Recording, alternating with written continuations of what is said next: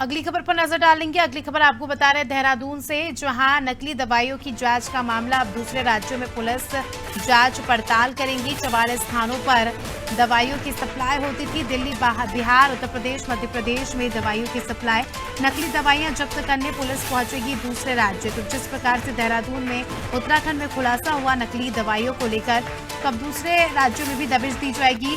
ज्यादा जानकारी लेंगे, सोनू हमारे साथ लगातार जुड़े हुए हैं। सोनू, लगातार जैसे देखा जा रहा है कि पुलिस यहाँ पर काफी ज्यादा सक्रिय हो गई है नकली दवाइयों को लेकर, और जिस प्रकार से उत्तराखंड से दबिश दी थी, लाखों करोड़ों की नकली दवाइयां जो है पुलिस ने जब्त की थी। और जब इन आरोपियों से पूछताछ की तो उन्होंने कहा कि इन्होंने दवाइयां जो है अलग अलग राज्यों में सप्लाई की है, मध्य प्रदेश और उत्तर प्रदेश जैसे राज्यों में। तो अब बताया जा रहा है कि पुलिस जो है इन राज्यों में भी जाकर दबिश देगी।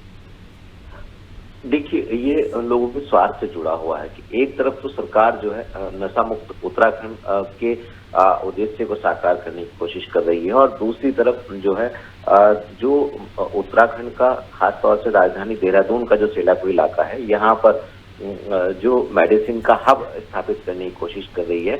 और अगर हम इसके दूसरे पहलू पर गौर करें तो जिस तरह से पुलिस की सक्रियता ने इसका खुलासा किया था कि हरिद्वार में एक नकली दवाई बनाने की फैक्ट्री का खुलासा हुआ, और उसके बाद फिर इसका जो संचालन करता था उसकी गिरफ्तारी हुई, और उसकी निशानदेही पर किन किन क्षेत्रों में इन दवाइयों की सप्लाई की गई है, कौन कौन से राज्य हैं, चाहे वो दिल्ली है, बिहार है, उत्तर प्रदेश है, मध्य प्रदेश है, इन सभी राज्यों के कई ऐसे स्थान हैं जिन स्थानों पर पुलिस जो है अब जहां जहां पर ये दवाई सप्लाई की गई है, जहां और उसको बरामद करने की कोशिश करेगी, जांच करेगी, पड़ताल करेगी। और ये माना जा रहा है कि पूरी प्रक्रिया के दौरान जो है पुलिस कई और बड़े खुलासे कर सकती है। बिल्कुल, अब देखना खास होगा कि क्या कुछ बड़े खुलासे होते हैं, क्योंकि सप्लाई जो है लाखों में हुई है और पता नहीं कितने लोगों ने इन दवाइयों को जो है कंज्यूम भी कर लिया होगा। तो लोगों के स्वास्थ्य के साथ बड़ा खिलवाड़ यहाँ पर हो रहा है। ये बात अच्छी है कि पुलिस जो है सक्रियता से ना ही केवल उत्तराखंड में बल्कि दूसरे राज्यों में भी कार्रवाई करने को तैयार है और उन लोगों को गिरफ्तार करेगी